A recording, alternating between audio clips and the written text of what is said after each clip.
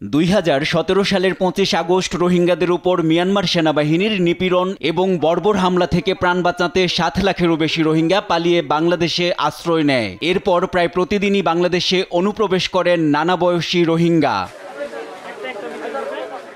শুধু গত সপ্তাহেই রাখাইন থেকে এসেছে 1448টি পরিবার। এছাড়া আলাদাভাবে প্রবেশ করে 5930 জন রোহিঙ্গা। এ তালিকা গেল 1.5 বছরে আরও দীর্ঘ। নতুন করে দেশে প্রবেশ করে 29,607টি পরিবার। জনের অঙ্কে যা প্রায় 1,13,000 রোহিঙ্গা। এর মধ্যে 53.77% নারী, বাকি 46.23% পুরুষ। আগত রোহিঙ্গাদের বয়সভিত্তিক বিশ্লেষণ অনুযায়ী 1 বছরের কম বয়সী মেয়ে শিশু 1290 জন, 1 বছরের কম বয়সী ছেলে শিশু 1320 জন, 4 বছরের কম বয়সী মেয়ে শিশু 9155 জন, 4 বছরের কম বয়সী ছেলে শিশু 9255 জন, 5 থেকে 11 বছর বয়সী মেয়ে শিশু 12207 জন, 5 থেকে 11 বছর বয়সী ছেলে শিশু 11727 জন, 12 থেকে 17 বছর বয়সী মেয়ে শিশু 7301 জন, 12 থেকে 17 বছর বয়সী ছেলে শিশু 6408 জন, 18 থেকে 59 বছর বয়সী নারী 27173 জন, 18 থেকে 59 বছর বয়সী পুরুষ 19825 জন, 60 বছরের বেশি বয়সী নারী 3890 জন, 60 বছরের বেশি বয়সী পুরুষ 3930 জন।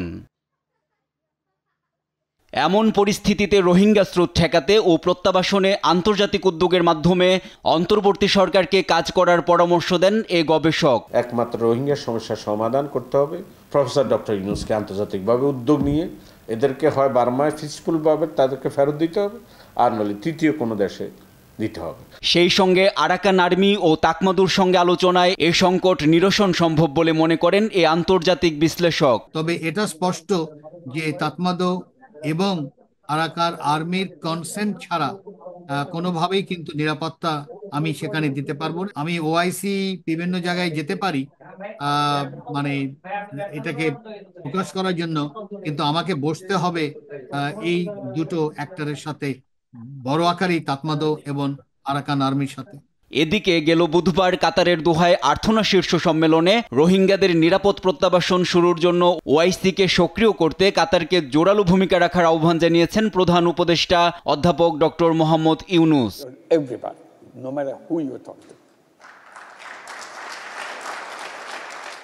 কক্সবাজারের টেকনাফ ও উখিয়ায় বিভিন্ন ক্যাম্পে থাকা 13 লাখের বেশি রোহিঙ্গা নিয়ে নানা চ্যালেঞ্জ ও ঝুঁকিতে প্রত্যাবাসনের বদলে উল্টো নতুন রোহিঙ্গা দেশে ঢুকায় চাপে পড়ছে বাংলাদেশ।